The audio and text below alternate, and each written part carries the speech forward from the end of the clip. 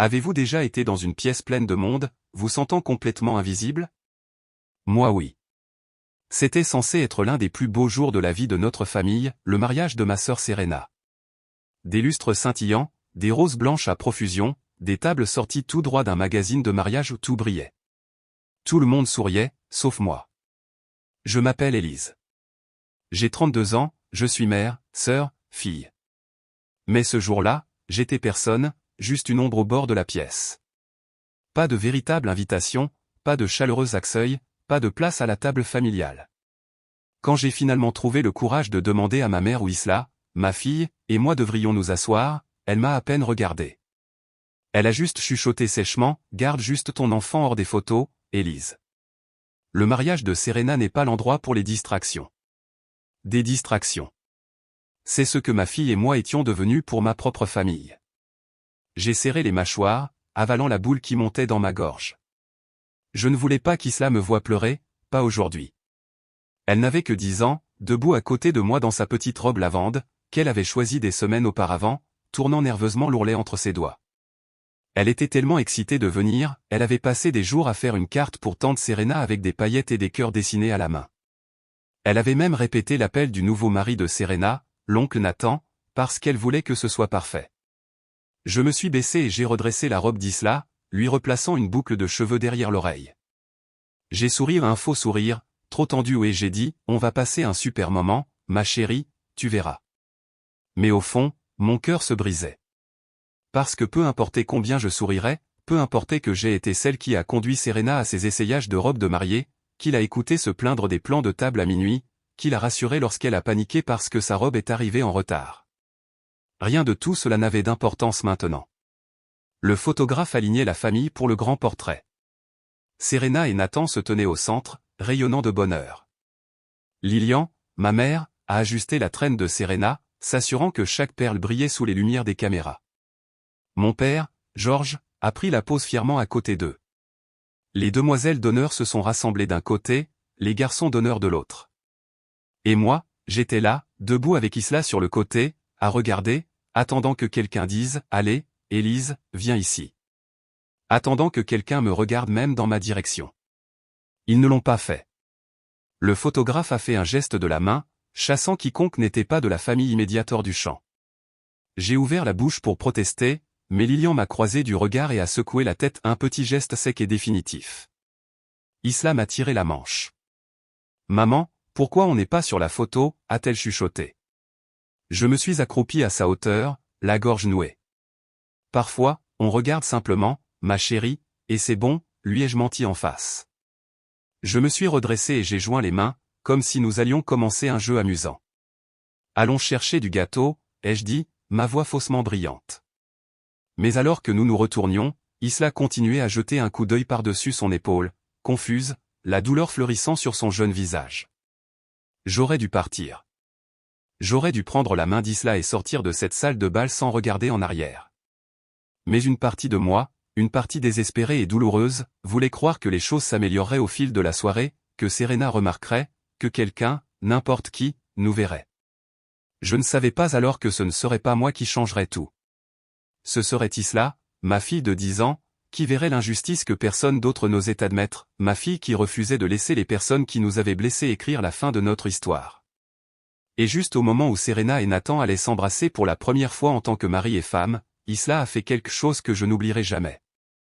Elle est montée directement sur scène, serrant sa petite tablette contre sa poitrine comme un bouclier, et avec la voix la plus douce et la plus forte que j'ai jamais entendue, elle a dit, avant de vous embrasser, je pense que vous devriez voir cette vidéo. Toute la pièce est tombée silencieuse, et dans ce silence, tout a changé. En grandissant, j'ai toujours connu ma place dans la famille. J'étais celle sur qui on pouvait compter, la réparatrice, le personnage secondaire dans l'histoire de tout le monde. Ma jeune sœur, Serena, était la star. Elle avait le sourire éclatant, les compliments sans fin des parents, les photos encadrées sur la cheminée. Et moi? J'étais celle qui restait hors du cadre, applaudissant le plus fort. Je ne lui en ai jamais voulu, pas au début. Je croyais que c'était comme ça que fonctionnaient les familles, il fallait que quelqu'un soit le plus fort, celui qui arrangeait les choses discrètement, celui qui applaudissait même quand personne ne l'applaudissait. Notre mère, Lilian, a clairement indiqué qui, selon elle, méritait les feux de la rampe. Quand Serena oubliait un devoir scolaire, c'était de ma faute de ne pas l'avoir aidée. Quand Serena échouait à un examen, on me disait que j'aurais dû la soutenir. Quand Serena a obtenu son premier emploi, nous avons organisé une fête. Quand j'ai obtenu le mien, nous avons commandé une pizza et nous sommes passés à autre chose. Je me suis convaincu que ce n'était pas grave, je me suis dit que les récompenses n'avaient pas besoin d'être visibles, que l'amour ne se manifestait pas toujours par des applaudissements. Mais en vieillissant, l'écart entre Serena et moi s'est creusé. Je me suis marié jeune, discrètement, avec un brave homme nommé Adam. Nous avons eu cela 2 ans plus tard, un petit miracle qui m'a volé le cœur dès que je l'ai vu. Pendant ce temps, Serena vivait en ville, organisait des dîners, voyageait dans des endroits exotiques, collectionnant des chaussures de créateurs comme des souvenirs. Chaque fois qu'elle publiait une nouvelle photo glamour, ma mère m'appelait non pas pour me demander comment j'allais, mais pour se répandre sur la beauté de Serena. Pourtant, je m'accrochais à la famille, aussi unilatérale que cela puisse paraître. J'étais présente chaque anniversaire, chaque fête, chaque mardi aléatoire où Serena avait besoin d'aide pour déménager ou d'un coup de pouce après une rupture. J'étais là, parce que c'est ce que vous faites pour la famille, vous êtes présent, même s'ils ne le sont pas toujours pour vous. Quand Serena a annoncé ses fiançailles avec Nathan, je n'ai pas été surprise qu'elle ne m'ait pas appelé en premier. Je l'ai appris par un texto de groupe qu'elle a envoyé à la famille. La photo de la bague a suscité plus d'enthousiasme chez ma mère que la nouvelle de la victoire d'Isla au concours d'art de son école la même semaine. Pourtant, j'ai souri. J'ai envoyé un texto de félicitations. J'ai demandé si elle avait besoin d'aide pour l'organisation. Elle n'a pas répondu pendant 3 jours. L'invitation officielle n'est même pas arrivée chez moi, elle est arrivée chez mes parents, adressée à la famille Lannes, comme si Adam et moi n'étions qu'une pensée secondaire. Quand je l'ai mentionné à Lilian, elle a balayé la question d'un revers de main, tu sais que tu es invité. Arrête de faire de la comédie. Quelques jours avant le mariage, j'ai appelé ma mère pour lui demander s'il y avait quelque chose que nous devrions savoir, les horaires, le plan de table, n'importe quoi. C'est à ce moment-là qu'elle a poussé un long soupir et a dit, presque sans réfléchir, assure-toi juste qu'Isla ne gêne pas les photos, Serena a une esthétique très précise en tête. Je suis resté là, le téléphone collé à l'oreille, stupéfaite. Ma fille de 10 ans, une distraction? J'ai failli dire que nous ne viendrions pas. J'ai failli raccrocher et ne plus jamais regarder en arrière. Mais ensuite, j'ai regardé Isla, assise à la table de la cuisine, dessinant soigneusement des cœurs et des étoiles sur la carte maison qu'elle faisait pour Serena. Elle fredonnait pour elle-même, totalement inconsciente des paroles acerbes qui venaient d'être lancées à travers le fil. Elle méritait un moment familial, même s'il n'était pas parfait. Alors j'ai dit à ma mère que nous serions là. Le matin du mariage, Isla était tellement excitée, elle s'est réveillée à l'aube. Elle a sorti sa robe, la robe lavande qu'elle avait choisie elle-même après 3 séances de shopping différentes. Elle portait les petites sandales blanches qu'elle avait gardées pour une occasion spéciale. Elle a même demandé si elle pouvait mettre un peu de brillant à lèvres pour faire chic. J'ai pris une profonde inspiration et lui ai dit qu'elle était magnifique, parce que c'était le cas, et parce que quoi qu'il arrive ce jour-là, j'avais besoin qu'elle sache qu'elle était assez bien. Alors que nous allions au lieu de la réception, un domaine vaste et ensoleillé à environ 1 heure de route, je n'arrêtais pas de me répéter que ce jour n'était pas pour moi, c'était pour Serena, c'était pour la famille. Nous allions nous asseoir tranquillement, sourire et la soutenir. Nous allions célébrer, même si nous étions debout à l'extérieur à regarder. Mais alors que nous entrions dans la longue allée de gravier et que j'ai vu la tente blanche scintillante, les essaims d'invités élégants, les photographes polis qui prenaient des photos, un trou s'est formé dans mon estomac. J'ai jeté un coup d'œil à Isla dans le rétroviseur, elle rayonnait, serrant sa carte faite maison dans les 2 mains comme si c'était un trésor. Je lui ai souri, mais à l'intérieur, je sentais une tempête commencer à se former. Quelque chose m'a dit que cette journée ne se déroulerait pas comme je l'avais prévu. Et au fond, une petite voix a chuchoté, peut-être qu'elle n'était pas censée se dérouler comme ça. Lorsque nous sommes sortis de la voiture, le soleil brillait déjà sur les pelouses vertes infinies du domaine. Des invités en robe de créateur et en costume sur mesure se dirigeaient vers la tente de réception, riant et prenant des selfies sur fond d'une vue à $1 million. J'ai serré la main d'Isla fermement alors que nous nous dirigions vers la table d'enregistrement. Personne ne nous a reconnus. Ils ont jeté un coup d'œil à la liste, ont trouvé mon nom à mi-chemin, et m'ont remis une carte de place blanche standard sans un mot. J'ai souri raidement et les ai remerciés. Isla s'est accrochée à ma jupe, regardant autour d'elle les yeux grands ouverts. On est en retard, a-t-elle demandé. Non, ma chérie, ai-je dit, lui lissant les cheveux. On est juste à l'heure. Nous avons suivi le flux des invités vers la zone principale. Des tables recouvertes de nappes scintillantes étaient disposées autour de la piste de danse. Une immense arche florale encadrait l'hôtel où Serena et Nathan allaient bientôt échanger leurs vœux. Les photographes bourdonnaient comme des abeilles, capturant chaque sourire spontané, chaque rire élégant. J'ai balayé la salle du regard à la recherche de mes parents. Les voilà, au premier rang, assis avec les demoiselles d'honneur de Serena, riant comme de vieilles amies. Mon père, Georges, avait le bras négligemment passé autour de la chaise de Lilian. Lilian avait l'air radieuse dans une robe argentée sur mesure, rayonnante de fierté chaque fois que quelqu'un complimentait sa belle-fille. Ils ne nous ont pas remarqués. J'ai conduit Isla à notre table assignée. Elle était nichée dans un coin éloigné, près de la ligne du buffet, juste à côté d'une porte de cuisine qui oscillait. L'air sentait légèrement la nourriture réchauffée et les produits de nettoyage. Nos voisins de table étaient des personnes que je ne reconnaissais pas ou des connaissances éloignées, peut-être des amis de Nathan. Ils ont hoché la tête poliment, puis se sont rapidement retournés vers leur propre conversation. Isla a posé sa carte scintillante soigneusement sur notre couvert. Quand est-ce que je peux donner ça à tante Serena, a-t-elle demandé avec impatience. J'ai forcé un sourire. Bientôt, ma chérie, après la cérémonie. La cérémonie elle-même était magnifique, bien sûr. Serena avait l'air d'être sortie tout droit d'un magazine de mariage. Sa robe brillait au soleil, ses cheveux étaient parfaitement bouclés, son sourire était immense. Nathan la regardait avec adoration alors qu'elle descendait l'allée. Les invités se sont essuyés les larmes des yeux, ont soupiré d'admiration. Je suis resté assise là avec Isla sur mes genoux, applaudissant quand tout le monde applaudissait, souriant quand tout le monde souriait. Mais à l'intérieur, j'avais l'impression de m'éloigner de plus en plus d'eux, comme si je regardais un film sur la vie parfaite de quelqu'un d'autre. Après la cérémonie, les photographes ont pris le relais. Ils ont lancé des instructions, rassemblant les membres de la famille en rangées nettes et organisées pour les photos. Serena se tenait au centre, radieuse et éclatante. Lilian dirigeait la circulation comme une coordinatrice chevronnée, plaçant les gens juste comme il faut. Quand Isla et moi avons approché le groupe, Serena m'a à peine regardé. Lilian est intervenue presque immédiatement. Elle s'est agenouillée devant Isla, lui lissant l'ourlet de sa robe et lui a chuchoté quelque chose que je n'ai pas pu entendre. Le sourire d'Isla s'est estompé. Puis le photographe, sans même demander, a doucement mis Isla de côté. Non, non, juste la famille immédiate pour celle-ci, a-t-il dit gentiment, comme s'il pensait nous épargner l'embarras. Je suis resté figé. Famille immédiate.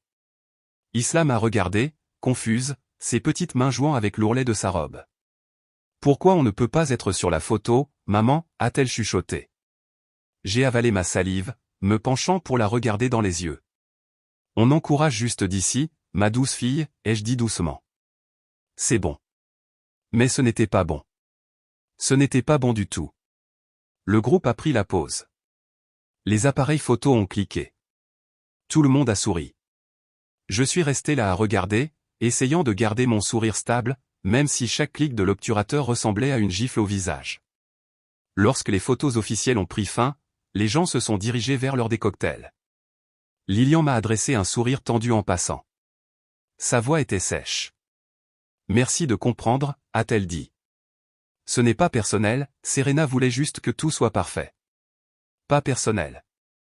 J'ai hoché la tête silencieusement et me suis retourné vers Isla, qui était occupée à cueillir un pétale de fleurs dans un arrangement voisin, ses petites épaules étaient affaissées. Nous avons trouvé une petite table près de l'arrière où Isla pouvait s'asseoir et grignoter une assiette de fruits et de fromage. J'ai pris ma propre assiette sans rien goûter. Je pouvais sentir les regards jugés des étrangers à notre petite table solitaire. Le coup final est arrivé lorsque les discours ont commencé. Toast après toast louait la beauté de Serena, le charme de Nathan, leur histoire d'amour parfaite. Lilian s'est levée et a raconté des histoires amusantes sur l'enfance de Serena, la peignant comme dorée et aimée. Il n'y a eu aucune mention de moi, pas même un signe de tête à mon existence. Alors que les toasts se terminaient et que la première danse allait commencer, je me suis essuyé rapidement les yeux, ne voulant pas qu'Isla me voie. Je ne m'étais jamais sentie aussi petite, aussi idiote, aussi indésirable. Je me suis penché vers Isla et j'ai dit, peut-être qu'on devrait partir après la danse, ma chérie. Mais Isla a secoué la tête. Son petit visage était déterminé. Non, maman, j'ai quelque chose à leur donner. C'est important. Je l'ai regardée, confuse. Avant que je puisse lui demander ce qu'elle voulait dire, Isla a glissé de sa chaise, serrant sa tablette fermement dans ses petites mains, et a commencé à marcher vers la scène.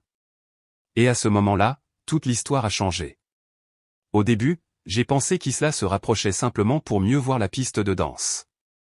Il n'était pas inhabituel qu'elle soit curieuse, surtout avec autant d'excitation autour d'elle. Mais ensuite je l'ai vue la détermination dans sa mâchoire, la façon dont elle serrait sa tablette contre sa poitrine, se déplaçant avec un but qui dépassait ses 10 ans. Je me suis levé rapidement, ma chaise grinçant contre le sol. Quelques têtes se sont tournées vers moi, fronçant les sourcils à cause du bruit soudain, mais je n'ai presque pas remarqué. Mon cœur battait à tout rompre dans mes oreilles alors que je me faufilais à travers la foule à sa poursuite, chuchotant son nom. Isla, attends, ma chérie, reviens ici. Elle ne s'est pas arrêtée. Au lieu de cela, elle s'est dirigée directement vers la cabine du DJ où une petite île de table noire, de câbles et de consoles de mixage nichée juste à côté de la piste de danse. Le DJ, un jeune homme en costume cintré et lunettes tendance, a baissé les yeux avec surprise alors qu'Isla lui tapait doucement sur le bras. « Excusez-moi, monsieur », a-t-elle dit, polie mais ferme. « J'ai quelque chose d'important pour tante Serena et oncle Nathan. C'est une surprise. Pouvez-vous m'aider à le montrer ?»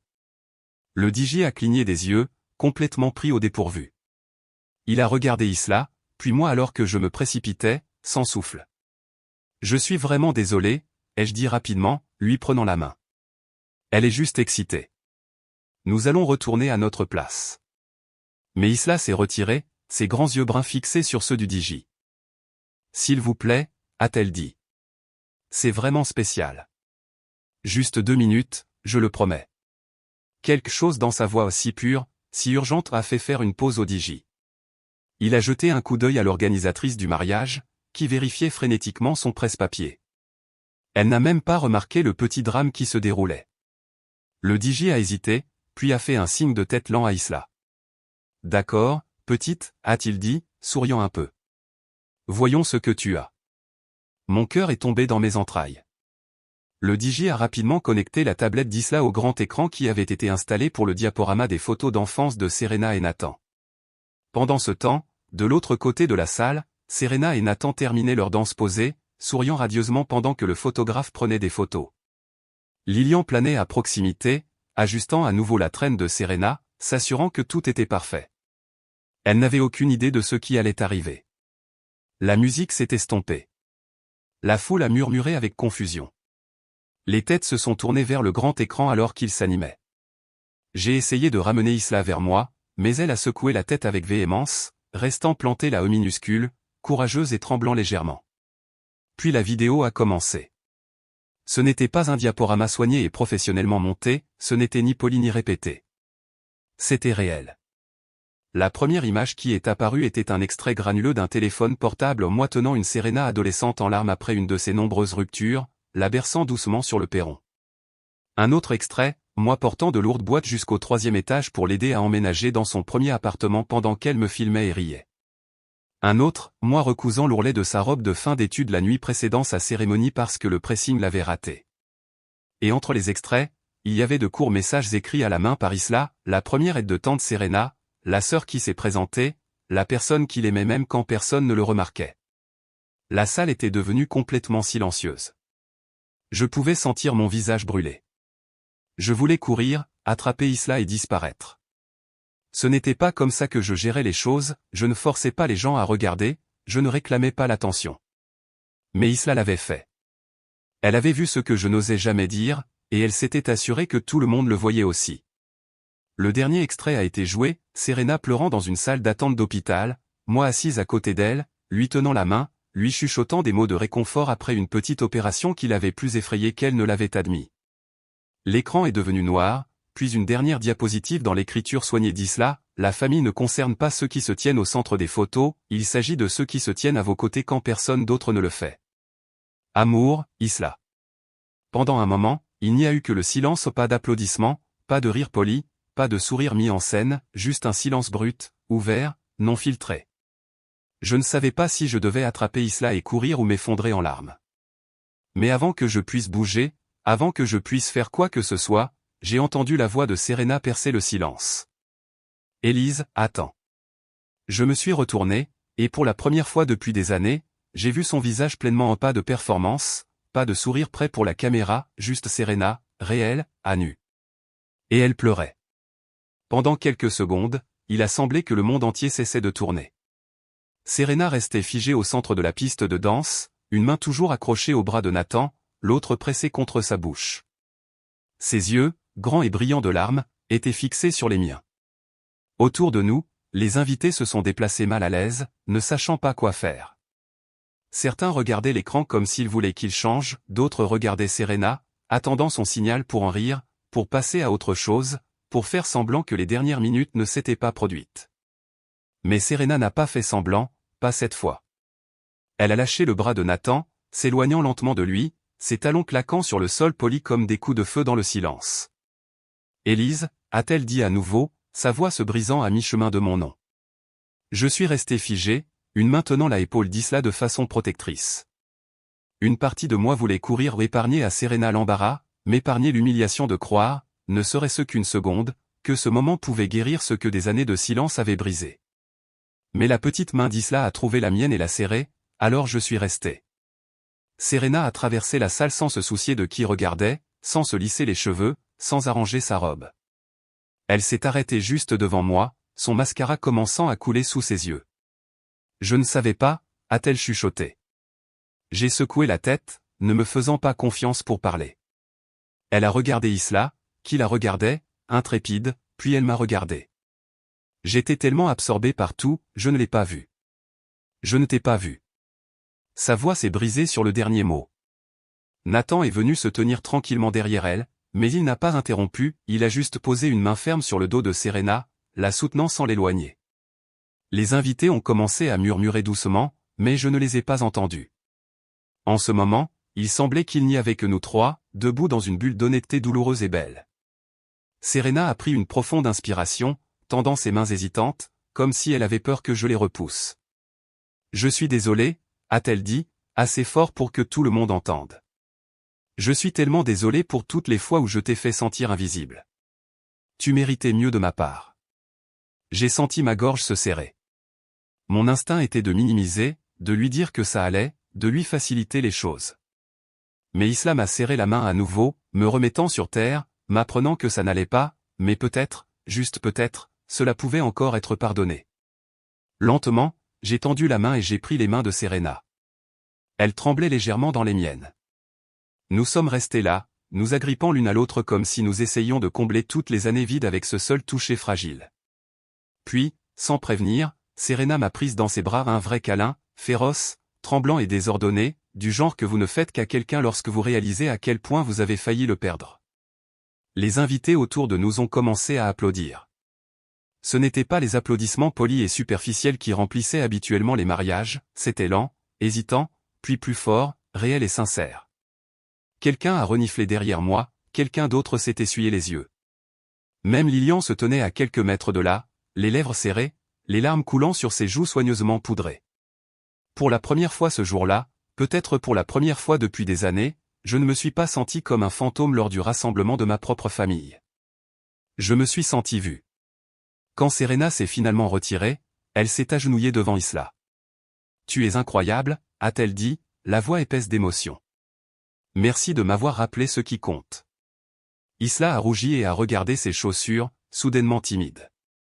Serena a souri à travers ses larmes et s'est levée, se tournant vers la cabine du DJ. « Remets-la » a-t-elle crié. Le DJ a fait un petit salut, souriant. Et comme ça, la vidéo d'Isla a recommencé à tourner. Cette fois, lorsque les images ont scintillé sur l'écran, il n'y a eu aucun regard gêné, aucun dos raide ou aucune tête tournée, seulement des gens qui regardaient vraiment l'histoire d'une sœur qui avait aimé silencieusement et sans condition. Nathan a enlacé Serena par derrière alors qu'il regardait, et pour la première fois, Serena s'est appuyée sur le réconfort au lieu de poser pour les caméras. Lilian s'est approchée de moi après la deuxième projection, maladroite et raide, mais sincère. « Je ne m'en rendais pas compte » a-t-elle dit simplement. « Je suis désolée, Élise. Ce n'était pas parfait, ça n'a pas tout effacé, mais c'était un début. Et d'une certaine manière, ça a suffi. La musique a recommencé. Les rires et les bavardages ont repris, mais quelque chose avait changé. Ce n'était plus seulement le mariage de Serena, c'était un moment de vraie famille, de vrai amour imparfait, désordonné et honnête, exactement comme il se devait d'être. La soirée s'est poursuivie, mais ce n'était pas la même soirée que celle dans laquelle nous étions entrés. Quelque chose de fondamental avait changé, comme une blessure enfin exposée à l'air, commençant le processus lent et douloureux de guérison. Après la deuxième projection de la vidéo d'Isla, l'atmosphère a changé. Les murs qui semblaient si polis, si rigides, se sont adoucis. Les conversations sont devenues un peu moins parfaites, un peu plus réelles. Les gens se sont approchés de moi avec des sourires qui n'étaient pas teintés de pitié ou de politesse, ils ont posé des questions sur Isla, sur moi, sur les années qu'ils avaient en quelque sorte manquées. Je n'étais plus invisible. Serena est restée proche, ne me quittant presque pas. Elle a ri avec Isla, a plaisanté avec moi, s'est assurée que j'étais intégré aux conversations et aux photos sans hésitation. Au début, c'était étrange, comme porter une nouvelle paire de chaussures qui n'avait pas encore été rodée. J'ai continué à attendre le moment où elle retournerait dans son monde brillant et me laisserait à nouveau debout sur les bords, mais elle ne l'a pas fait. Même Lilian a essayé maladroitement, hésitamment, mais elle a essayé. À un moment donné, elle m'a trouvé près de la table des desserts, Isla empilant joyeusement une assiette de fraises enrobées de chocolat. Lilian a lissé sa robe nerveusement avant de parler. Élise, Elle a fait une pause, comme si elle cherchait ses mots. Je sais que je ne t'ai pas toujours fait sentir valorisé. Je me suis laissé trop emporter par les apparences, j'ai oublié ce qui comptait vraiment. Elle a regardé Isla, puis son visage s'est adouci. Je suis fier de toi, et d'elle. Tu as élevé une bonne fille. Ce n'étaient pas des excuses grandioses, cela n'a pas effacé comme par magie les années où je me suis senti inférieur. Mais debout là, regardant le visage de ma mère passer de la fierté envers ma sœur à la fierté envers moi, j'ai réalisé quelque chose d'important, le pardon ne consistait peut-être pas à oublier la douleur, il s'agissait peut-être de choisir d'aller de l'avant quand même, de choisir de ne pas laisser les vieilles blessures continuer à définir qui nous étions. Plus tard, alors que la soirée touchait à sa fin et qu'Isla s'était blotti à côté de moi sur un banc rembourré, trop fatigué pour garder les yeux ouverts, Serena est venue s'asseoir en face de nous. Son maquillage était presque entièrement parti, ses cheveux un peu ébouriffés par la danse. Elle ressemblait moins à la mariée parfaite et plus à la sœur que je connaissais autrefois. « Puis-je te dire quelque chose ?» a-t-elle demandé doucement. J'ai hoché la tête. Quand j'ai regardé cette vidéo, j'ai réalisé à quel point je t'avais prise pour acquise. Tu étais toujours là, Élise, toujours, et je supposais simplement que tu le serais. Comme si c'était ton travail ou quelque chose comme ça. Je n'ai jamais réalisé à quel point j'avais de la chance. Elle a souri tristement. Je ne veux plus être cette personne. J'ai avalé la boule dans ma gorge. Tu n'as pas besoin de l'être, ai-je dit. Elle a tendu la main à travers la petite table et m'a serré la main. Dans ce petit geste, j'ai senti des années de ressentiment commencer à s'apaiser ou pas disparaître complètement, mais se détendre, comme des nœuds serrés commençant enfin à se défaire. Ce soir-là, en conduisant chez moi avec Isla profondément endormie sur la banquette arrière, j'ai réfléchi à tout ce qui s'était passé. J'ai pensé à quel point j'avais failli m'en aller, à quel point une fillette de 10 ans avait fait preuve de plus de courage et de clarté que la plupart des adultes dans cette pièce. Isla n'avait pas fait de scène par colère, elle n'avait rien exigé, elle avait simplement dit la vérité ou le genre de vérité qui, une fois dite, ne pouvait plus jamais être ignorée. Et d'une certaine manière, cela avait suffi à tout changer. En regardant son visage paisible dans le rétroviseur, un sourire silencieux s'est répandu sur le mien. Ma fille ne s'est pas seulement défendue ce soir-là, elle m'a rappelé que l'amour ne consiste pas à être au centre de la photo ou à avoir la voix la plus forte à table. L'amour est silencieux, stable, inébranlable. C'est la façon dont vous vous présentez encore et encore, même quand personne ne regarde. C'est le courage de parler quand il serait plus facile de garder le silence.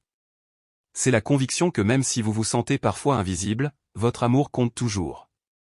Et parfois, lorsque vous vous y attendez le moins, quelqu'un que vous aimez se lèvera et s'assurera que le monde entier vous verra enfin. Alors que j'entrais dans notre allée et que j'éteignais la voiture, j'ai murmuré un merci silencieux non seulement à Isla, mais aussi à moi-même, pour être resté, pour m'être présenté, pour avoir aimé même quand ça faisait mal. Parce qu'au final, l'amour n'a pas seulement changé le mariage de ma sœur, il nous a tous changés, pour toujours. Merci d'avoir écouté mon histoire. Si cela vous a touché le cœur ou vous a fait réfléchir aux façons discrètes dont l'amour se manifeste dans votre vie, j'aimerais que vous me le fassiez savoir. Veuillez aimer la vidéo si elle a signifié quelque chose pour vous, cela aide plus de gens à trouver des histoires qui comptent. Partagez-la avec quelqu'un qui pourrait avoir besoin d'un rappel qu'il ait vu et aimé, même si ce n'est pas toujours le cas. Laissez un commentaire ci-dessous, j'aimerais connaître les personnes de votre vie qui se sont tenues silencieusement à vos côtés comme ma fille l'a fait pour moi. Et si vous souhaitez d'autres histoires réelles et honnêtes sur la famille, l'amour et les moments qui changent tout, assurez-vous de vous abonner à la chaîne. Il y a tellement plus à partager, et j'aimerais que vous en fassiez partie. Merci encore d'être là. À bientôt pour la prochaine histoire.